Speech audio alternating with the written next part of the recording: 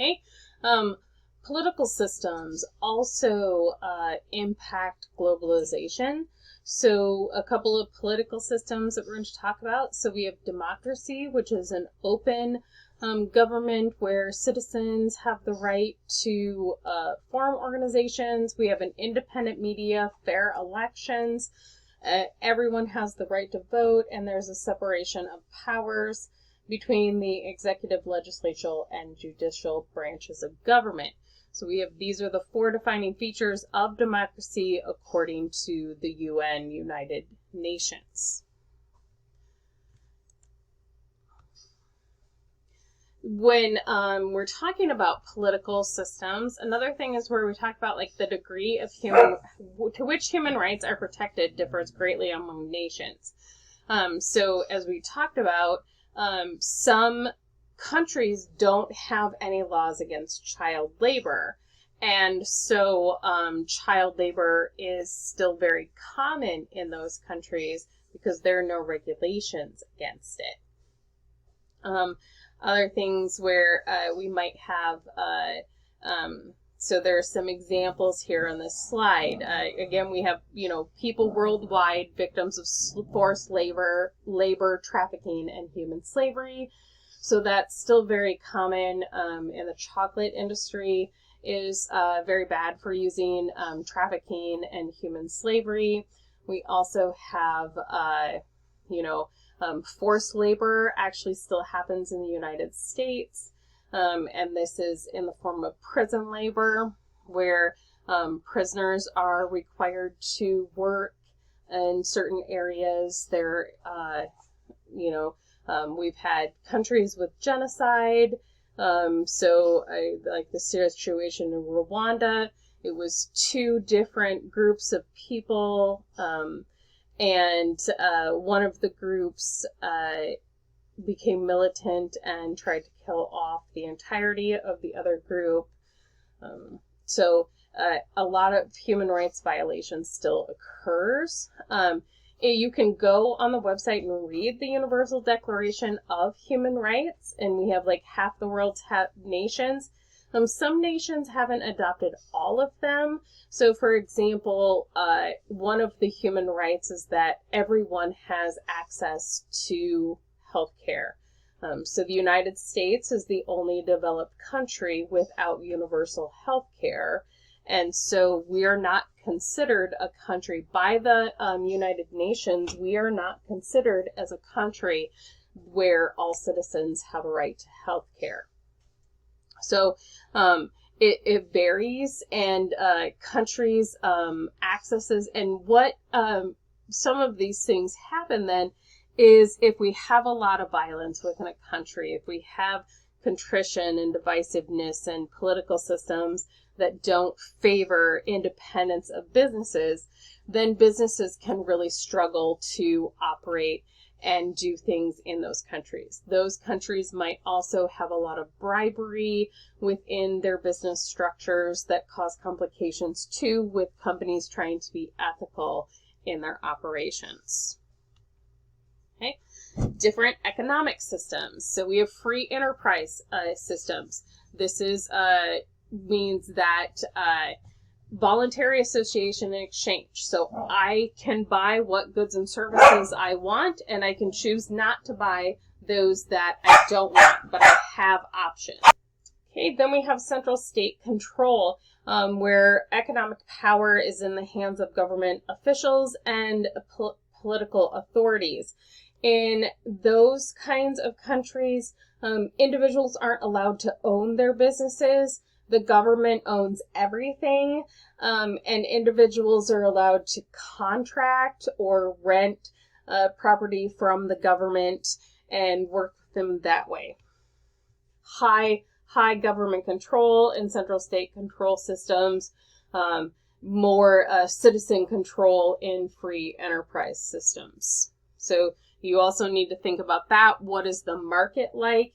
If I want to sell goods and services in a country, is it going to be a country where there's a free market and I can set any price I want, I can operate a business, or is it going to be something with a central state control, or even somewhere in between where there's a lot of government control before I would be allowed to sell. Okay. Financial system is very complex. Business systems are very complex. You saw all of the kinds of different kinds of corporations and individual businesses and stuff that operate within even the U.S. and trying to keep track of them. And different countries even have different kinds of corporations and different rules for corporations. There are stock markets in other countries. We have foreign countries that sell stock on the New York Stock Exchange, which is the U.S.-based market, but we can even have U.S. companies that are selling stocks on the London Exchange. We have global income and global currencies and volatility within global currency. And then we have risk. And risk comes from a lot of different ways. And so, one thing is we have economic and social disasters, and we have country conflicts. We have, Russia and Ukraine fighting right now. We have, there's almost constant conflict in the Middle East through various countries. We had Syria and Rwanda with genocides that displaces people and kills multiple people. Some previous disruptions of the global economy with the Great Recession and COVID-19. The Great Recession occurred in 2008. So the U.S. had a financial banking industry collapse. The government had to bail out all of the banking systems. They were doing some very questionable activities, and economists knew that the banking system was about to collapse, and then it did. That actually had worldwide implications. It was not just the U.S. that suffered a recession from 2008. There were worldwide recessions from that banking crisis. Of course, the COVID-19 pandemic was just a couple of years ago, where we had global business shutdown and global manufacturing shutdown. We right now are having tariff laws or tariff wars between different countries in the United States. And there's even a lot of confusion about, tariffs. Okay, we'll give them delays. No, we're going to put them in place. They're going to be in place on this date. They're going to be 10%. They're going to be 25%. There's a lot of confusion about what things. Or another recent thing that just happened was the loss of the de minimis exemption. So there used to be an exemption that if you were sending low-cost goods to the United States with a total cargo value of less than $800, you didn't have to pay duties or tariffs. That de minimis exception has gone away, which is impacting a lot of businesses, small businesses especially, that don't have high traffic of a lot of shipments over $800. It's also a lot of countries, I think 80 countries, have stopped shipping to the United States as of this moment. So there's a lot of current events too with different conflicts and stuff that can impact businesses and economic systems. Okay, so the Heritage Foundation, so there's multiple different groups called the Heritage Foundation, as one of the name of the Christian organization in the United States that is working on political influence right now. It's also called the Heritage Foundation. That is not the same thing. So this Heritage Foundation looks at index of economic freedom, fundamental rights of human beings to control their own labor and property. So we have, the freest nations in 2020 were Hong Kong, Singapore, New Zealand, and Australia. And the most repressed were Cuba, Venezuela, and then the least free in the world is North Korea, which is currently a dictatorship. Okay, the United States was in the top 20 out of 180 countries. Okay, inequality. So different ways, wealth and income. So wealth is the amount of assets, and then income is how much a person earns a day or a year. So like I talked about, in some of these factories in different countries, the daily wage might be $2 or the hourly wage might be $2 an hour. It's not very much money when you compare to a US-based factory that might be making $15 to $20 an hour. Okay? The ability to then turn your daily income into assets, owning a home, owning a car, owning more than one home. So that's the amount of wealth that you have, is judged by the amount of assets and investments that you have. Okay. Bottom of the period are individuals who own 10,000 or less in assets. Okay. And when you're looking at if you have a very high rate of people who own less than 10,000 in assets, then if you focus on those countries or those areas, you can help with social development, helping housing to be in a better situation, helping people to gain housing, providing employment in those areas, and even sharing of profits in those areas. If you improve the economic situation of individuals, they have more discretionary income. So there's also an incentive for businesses to help individuals gain income and wealth, because people who don't have discretionary income aren't buying a lot of products and services. So if a company wants to get more profits, then they need to sell more things. Okay. One of the, really looking at different kinds of corporate social responsibility and corporate citizenship is collaborating in order to solve these big problems. Okay. So helping develop partnerships to focus in on particular social issues or problems in the global economy. They involve the business, government, and society. So the civil society is nonprofits, educational groups, religious groups, community, faith, and interest groups, organizations. But you might have a major corporation like Walmart that is helping to develop in a country, and they're using the government and several nonprofits in order to do that and to do that work. One of the things that I talked about is Nestle with the chocolate industry. There was a long time where the chocolate industry is one of those areas that has child labor. And one of the reasons why child labor exists in the chocolate industry is because there's a really low dollar amount that ends up in the farmer's hands compared to the growing of chocolate and what they sell it to corporate chocolate makers for.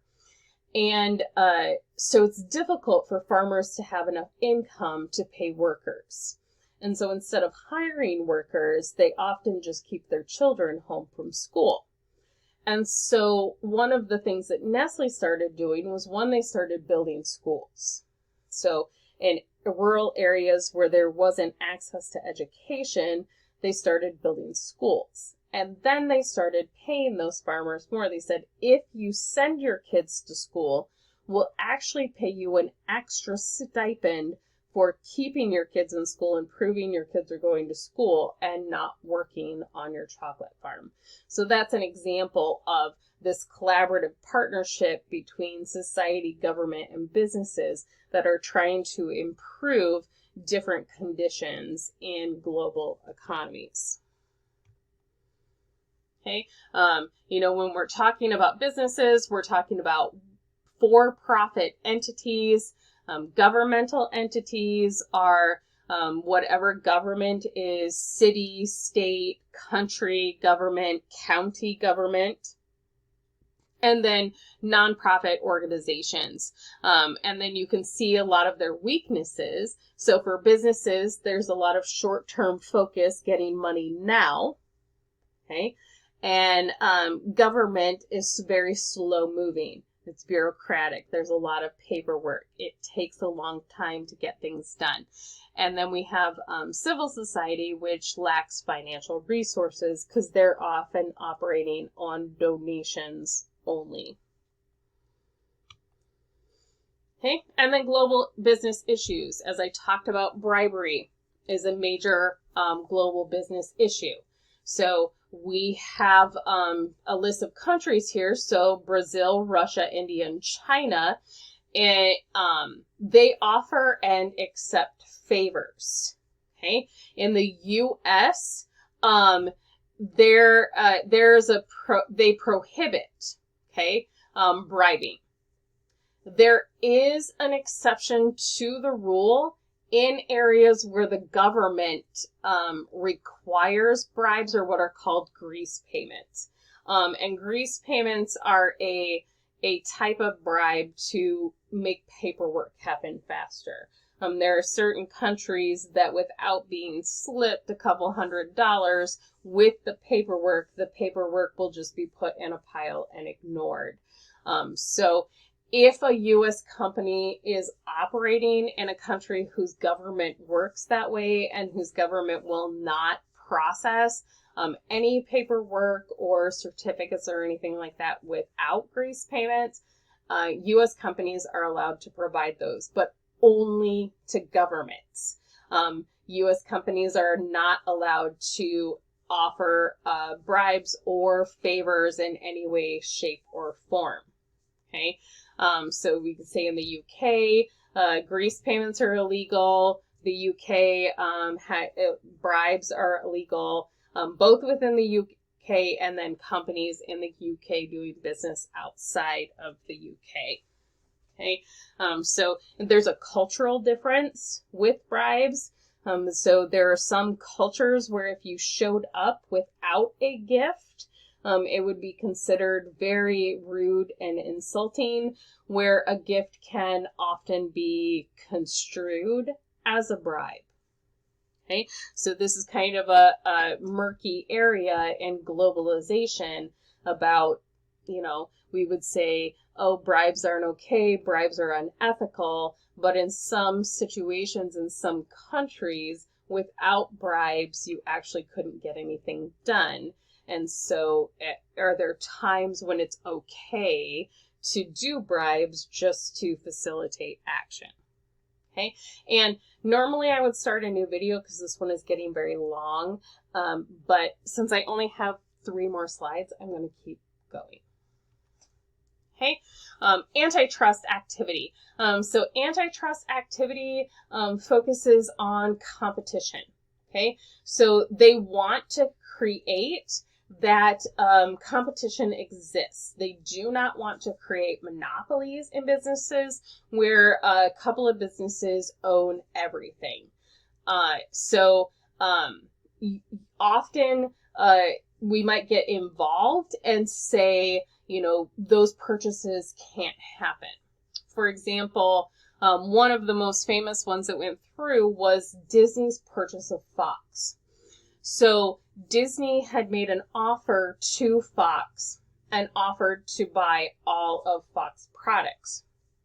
Well, Disney owns ESPN, ABC, and when they offered to buy Fox, the U.S. government came in and they said, as a company, as a media company, if you buy Fox now, you will own too much of the current media that's available. And so they said, you have to parse out pieces. And so the government prevented Disney from buying Fox Sports because they already owned ESPN. And they said if they owned both ESPN and Fox Sports, there would be an unfair advantage because they would have so much control over sports programming that other media companies would struggle. They also did not allow Disney to buy Fox News.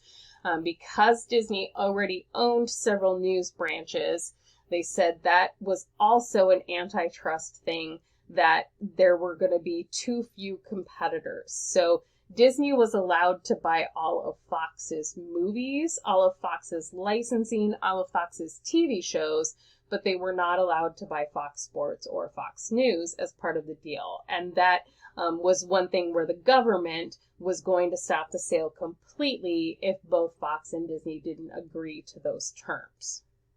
Okay? We can have vertical systems. So a vertical system is where I, as a business, buy my manufacturer. Okay? And so I buy all of my suppliers. And I buy where I sell my stuff. So I start buying up people who I'm contracting with in order to control the supply chain. Okay? Might even be to control raw materials so my competitors aren't getting raw materials. Or for example, Amazon bought a warehouse system, a robotic warehouse system, and then stopped every other retailing company from using those robots in their warehouses. Okay. Internet security and privacy. So we are always talking about how do we keep our data safe, who has access to our data, how do we prevent cyber attacks, how do we prevent the stealing of information. The EU, or the European Union, has much stricter laws on data privacy than the United States does. So if companies in the United States have online stores that are selling to European businesses, they have to follow the EU laws. So they have to follow the laws of any citizen that can purchase from them. And because the EU laws are more strict about data privacy, so say you open a website and it says, this website uses cookies. Do you accept the use of cookies to track your activity on this website? That disclaimer comes from the EU.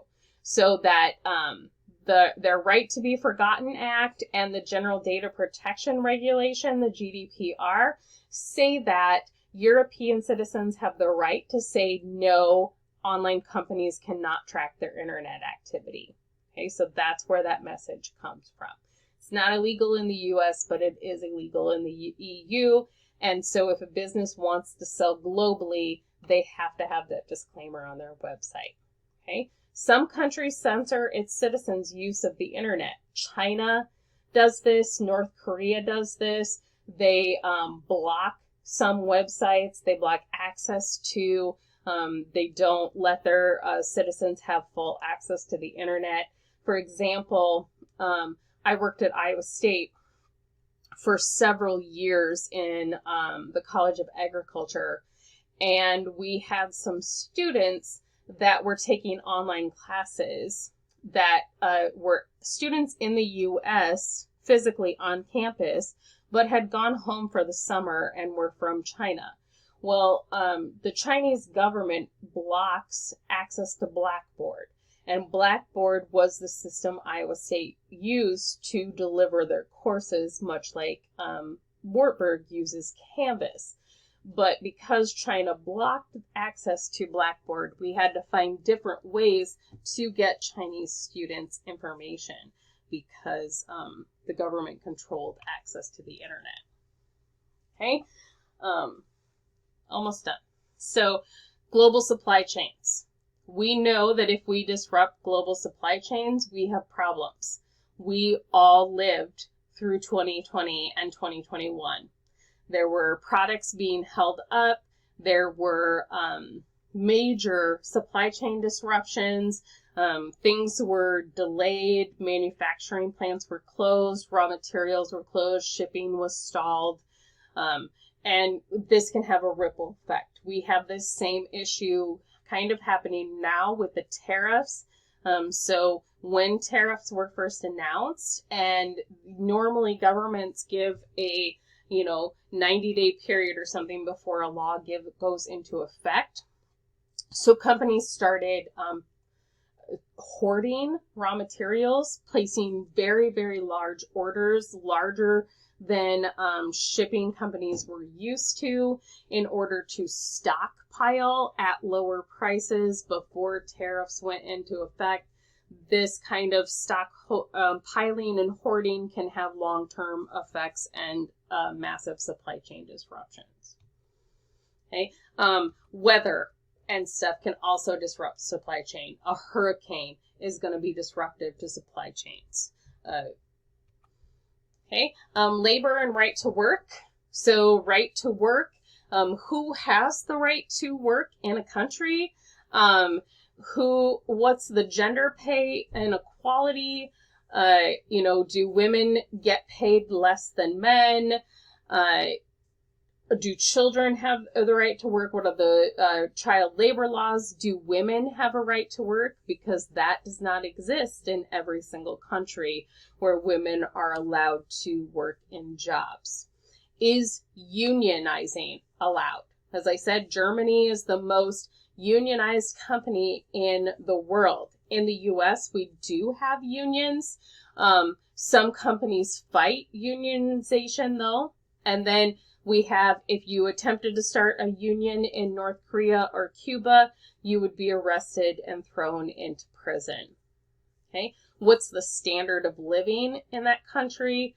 And this includes everything from access to clean water, access to housing, access to even electricity, access to internet, because not everyone has access to internet. And you look at rural areas and stuff like that, they're generally lagging behind infrastructure access, drivable roads. Okay, that's one of the things that they look at. Some areas of Africa, their roads are in such poor conditions that it takes a lot of time to get from one city to another, because a car can't go over 20 miles an hour without risking like their wheels falling off and stuff, because the roads are so poorly maintained. Okay, and then special rights related to pregnancy. So in developed countries, the U.S. actually lags behind, especially in maternity leave. In many EU countries, maternity leave is 9 months to a year, fully paid by your company, and with stipends for daycare and different things like that. So pregnancy rights are different in different organizations. So you can see there are all these kind of global issues. And if I'm a company that has operations in multiple different areas of the world, I have to know the rules and regulations of all of these areas to make sure that I'm complying with the rules of that country. Living wage, so we have minimum wage laws. So those sometimes actually even vary from state to state.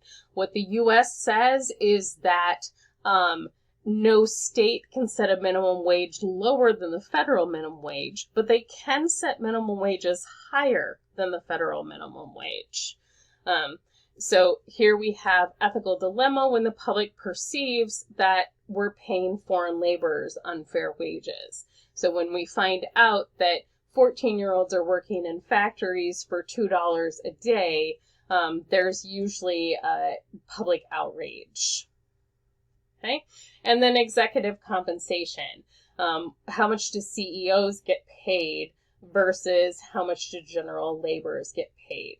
And some countries mandate that can't be over a certain percentage, that executive compensation has a ceiling that companies can't go over. In the United States, CEO pay tends to be about 500% more than the average worker. Okay, and that is the end of chapters 3 and 4 for global business.